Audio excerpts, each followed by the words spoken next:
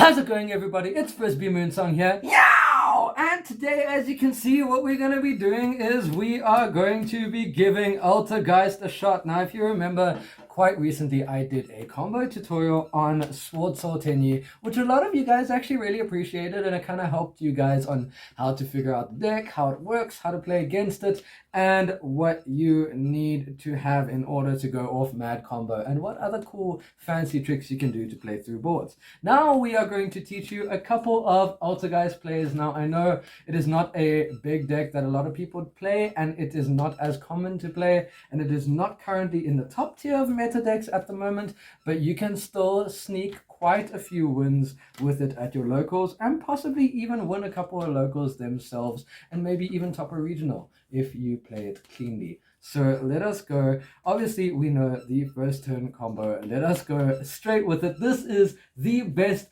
first turn board of Altergeist.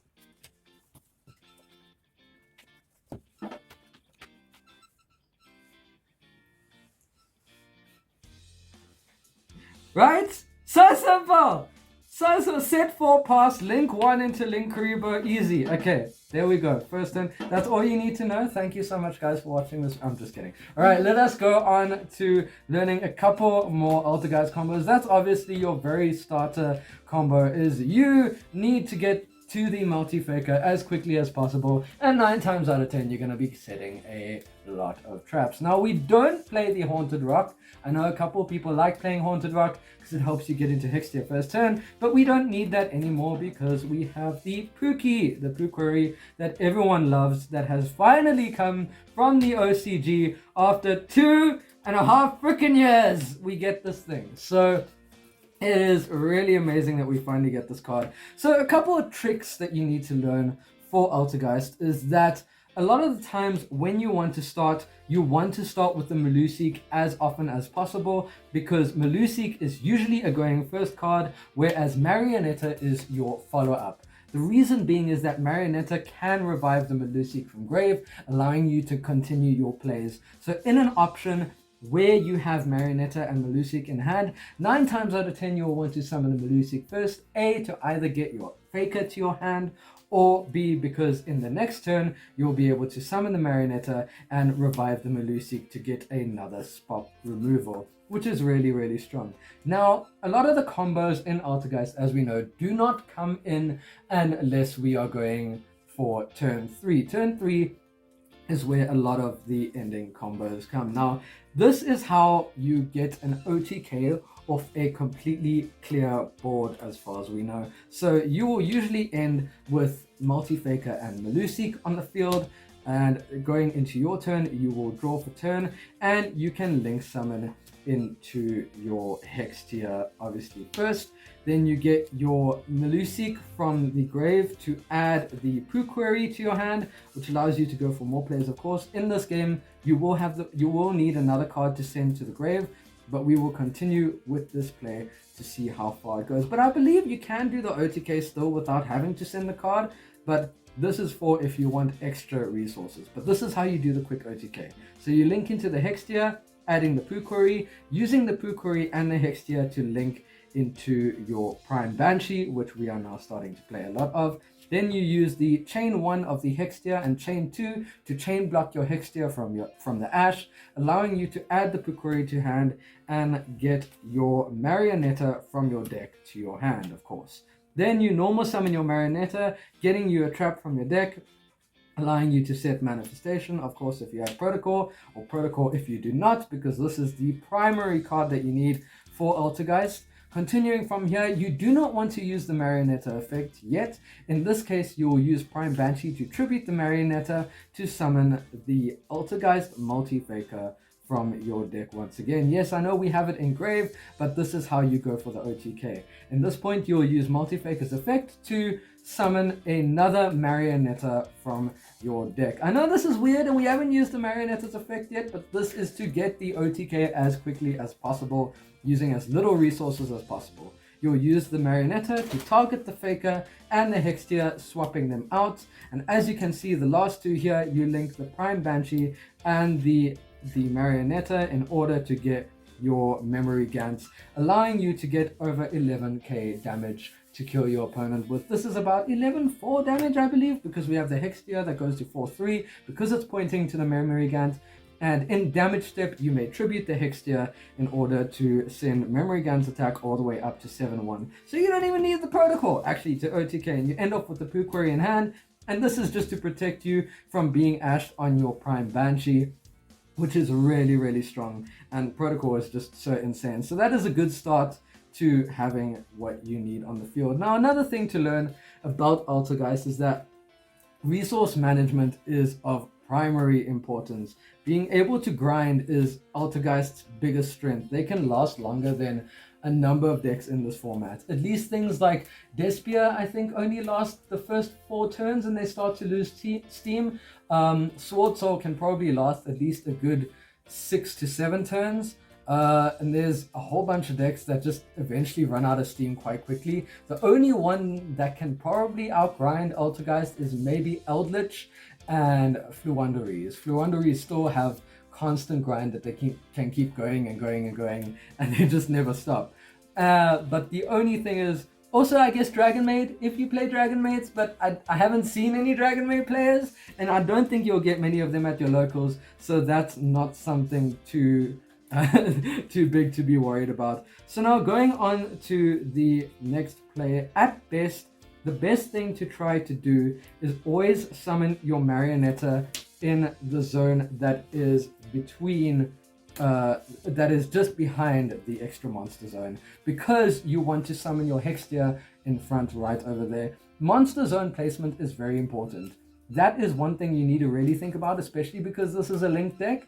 You need to be very considerate about where you place your monsters, considering that Hextia only points down and to the right, which makes it very easy to actually play the deck, because your Marionetta, usually the best spots for it are either under the extra monster zone or to the right of it, which allows you to go for the double Hextia, which you don't go for very often unless you're really trying to flex on your opponent, because by the time the first Hextia comes out, statistics say you have approximately a 65 to 70% chance of winning the game already. So by that time, it's already really, really strong.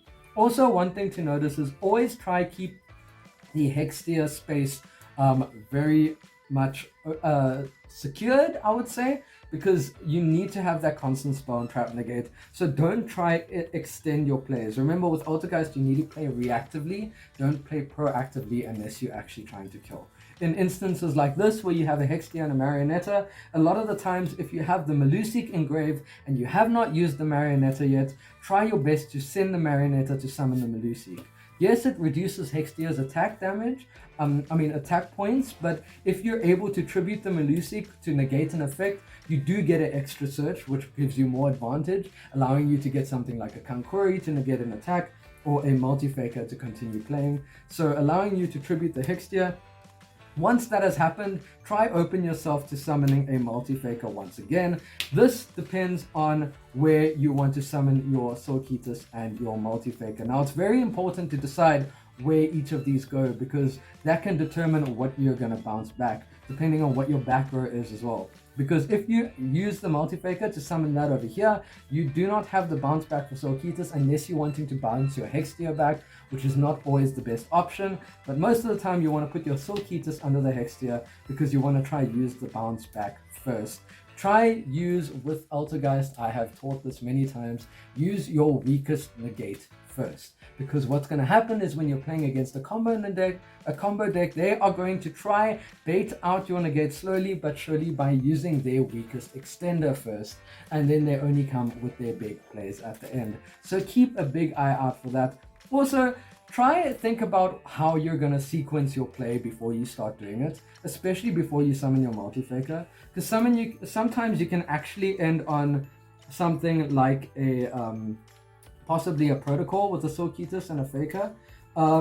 How would you sequence this kind of thing if you're able to get a Marionetta to your hand? In this case, a lot of the times it would be better to negate with protocol by sending the Multi-Faker, because in your turn you can still normal summon the Marionetta and send the protocol to summon the Multi-Faker back, and then Multi-Faker can get you another summon which you can link into a Hextia. So make sure you sequence your negates very carefully when it comes to building up and playing against your opponent. Because remember, this is primarily a good example of what a really strong control deck is. I think Altergeist is one of the best control decks ever made, even including Eldritch, because I do not believe Eldritch is a control deck. You can fight me all you want on this. Eldritch is a stun deck with the amount of floodgates they used. Yes, floodgates slow down the game, but Altergeist can actually still win the game without needing to play multiple floodgates. The only difference is that Eldritch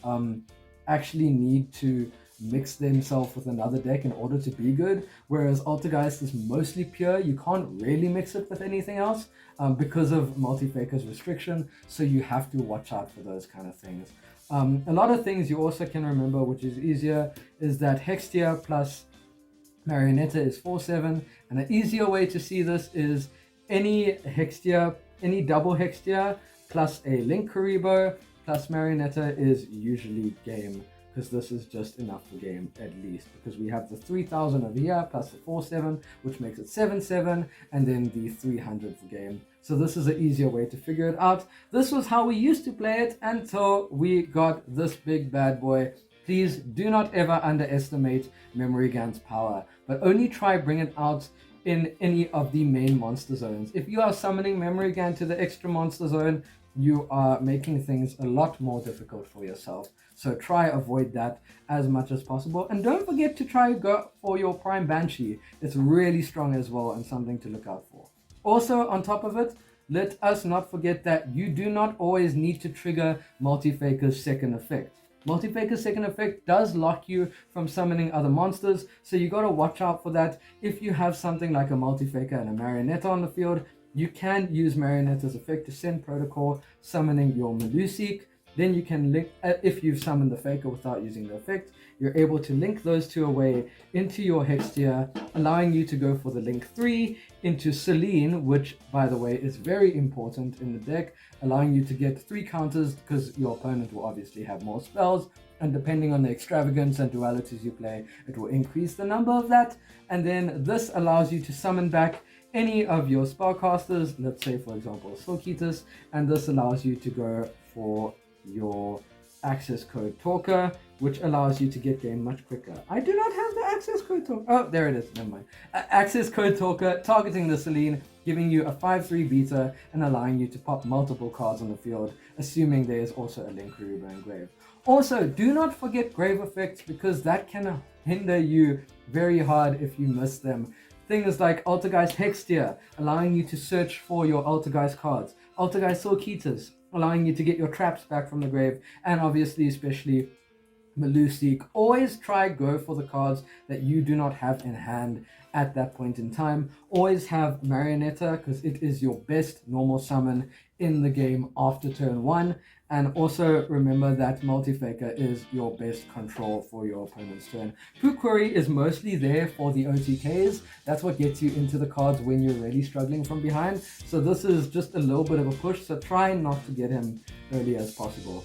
Now there's one card that people really underestimate in this game, and that is Altergeist Kankuri. Now please remember as well that you can also summon Kankuri off Multi-Faker. There have been numerous times where I've been able to stop floodgates by summoning Multi-Faker and summoning the Kankuri in defense and turning off a Tikaboo that has just been activated, because you can spoofing away the Faker and resolve by summoning a Kankuri. And the Tikaboo usually turns off this deck, but Kankuri has a big enough booty to defend itself, and it is able to turn off any floodgates that might stop your deck. Yes, a lot of people start to play things like Royal Decree and stuff like that, which isn't too hurtful, assuming you have the Melusik already, because Melusik just outs any floodgate, right? But at least the Kankuri is another option for things like that. There might be moments where your opponent will summon a Tire and they'll have no blackout to banish. As long as you summon that off the Faker, it can put a real stop to their play. I've had many times where I've played against Salamangreat and you turn off their continuous spell, which revives things. So it's really, really strong. In general, people don't understand how strong Kankuri is, especially since you can recycle it with spoofing and use its effect again to constantly negate attacks. It's really, really insane. And this plus Silkitas is really, really powerful. So don't forget these small little helpful tips that will get you through being able to play the deck properly. Also remember, monster zones are important because Relinquished Anima plus Melusik is the best going second combo besides Multi-Faker and Evenly Matched, which is probably even better as we have learned quite recently. So do play Evenly Matched going second as much as possible. I do recommend it. I think any Altergeist player will recommend it. And if you have any other questions, don't forget to just pop a message down below in the comments. You can send a message to the email that's there in the description. Also, there's the Facebook page that you guys can go to. So don't be shy to actually message us on there, and I will get you as soon as we can. Also, get your copy of Impermanence if you're going to be playing this deck. It is 100% important.